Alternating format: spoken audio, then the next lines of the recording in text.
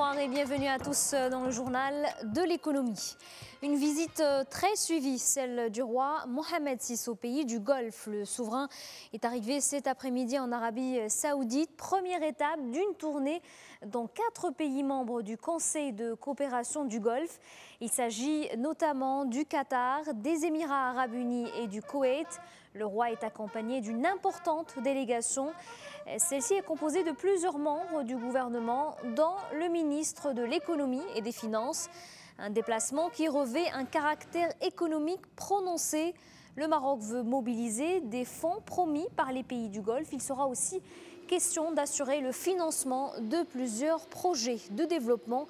Une occasion aussi de promouvoir les opportunités d'investissement que le Royaume a à offrir. Et avec cette visite, le partenariat Maroc-Pays du Golfe se consolide, un partenariat qui a commencé il y a plusieurs années avec l'affluence des premiers capitaux arabes. Les pays du Golfe ont flairé des opportunités d'affaires au Royaume et depuis, ils multiplient les accords avec le Maroc. En tête de liste, les Émiratis, de véritables touche-à-tout. Ils sont présents dans presque tous les grands chantiers du Royaume. Et contrairement aux Européens qui misent sur les secteurs des télécoms et des services, les pays du Golfe investissent dans le tourisme, l'immobilier et l'infrastructure. On écoute à ce propos Abdelkhalak Touhami, économiste et professeur à l'Institut national de la statistique et de l'économie appliquée. Il est au micro de Raja Fadli. Les investissements des pays du Golfe au Maroc se concentrent dans le domaine des infrastructures, comme les barrages et les autoroutes. Et puis il y a aussi le secteur du tourisme. Ce sont les principaux secteurs qui bénéficient des investissements. Et je pense qu'il y aura d'autres secteurs qui vont en profiter. C'est le cas des énergies renouvelables et de l'enseignement supérieur. Moi, je pense que c'est une relation gagnant-gagnant. Le Maroc a besoin de ces investissements, surtout avec le recul des investissements européens en provenance de la France, de l'Italie et de l'Espagne. Et pour les pays du Golfe, le Maroc est un pays sûr et stable avec une meilleure productivité. Une balance commerciale déficitaire, c'est ce qu'on retient des derniers chiffres publiés par l'Office d'échange, un déficit qui se creuse de plus en plus. À fin septembre, le solde commercial s'est aggravé. Il est maintenant de moins 144 milliards de dirhams. C'est une détérioration de 2 points par rapport au mois d'août. Et sans surprise, cette aggravation est attribuée à la progression des importations, une hausse de 4,3% par rapport à la même période de l'année dernière. Et encore une fois, les produits énergétiques sont à l'origine de ce déséquilibre. Les exportations progressent aussi, mais à un rythme moins rapide que celui des importations. Une évolution dopée par la croissance des exportations des phosphates, 5,2%. Autre chiffre publié, les recettes des Marocains résidant à l'étranger.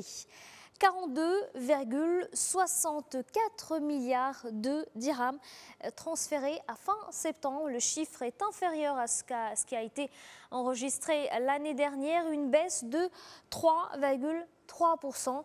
Pour ce qui est des recettes voyage, elles ont atteint plus de 43 milliards de dirhams. Et concernant les investissements et prêts privés étrangers, les recettes ont fléchi de 4,2% au moment où les dépenses ont affiché une progression de 5,3%.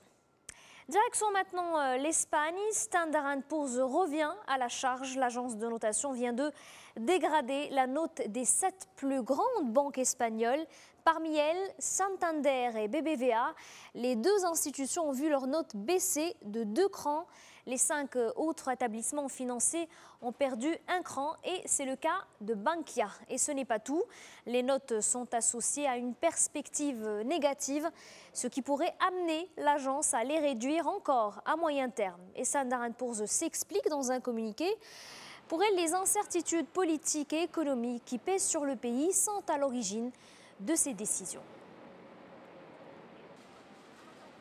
À J-2 du sommet européen, le dossier des eurobonds refait surface et le désaccord franco-allemand sur la question est ravivé. Les 2 pays ne sont pas sur la même longueur d'onde et chacun campe sur sa position. Alors que la France est favorable à la solution des euro-obligations, Pour Berlin, il n'est pas question de mutualiser la dette. Cette position rejoint les propos de la chancelière allemande.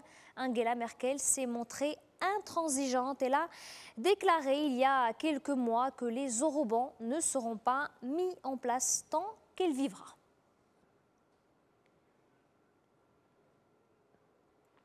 De l'autre côté de l'Atlantique, le bal des résultats trimestriels se poursuit. Parmi les entreprises américaines qui ont dévoilé leurs chiffres, la banque d'affaires Goldman Sachs. Les résultats de l'institution financière dépassent les attentes de Wall Street et repassent dans le vert. Le bénéfice net part du groupe s'est élevé à 1,46 milliard de dollars. Par contre, ses dépenses se sont envolées en raison des rémunérations. Autre résultat annoncé, ceux du géant mondial des boissons non alcoolisées. Coca-Cola n'a pas surpris.